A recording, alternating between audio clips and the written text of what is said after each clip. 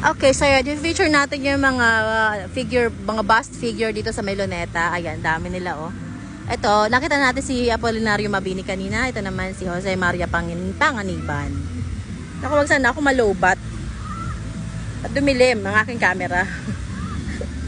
Ang dami nila oh. Nahanap ko pa yung dalawa kong kasamang nagtutur. Graciano Lopez, hi na. Parang kilala ko tong isa. Huwag sana umulan, maambon-ambon na. Daming tao. Datu Achi? Hindi ko alam yun. Atausog Chieftain.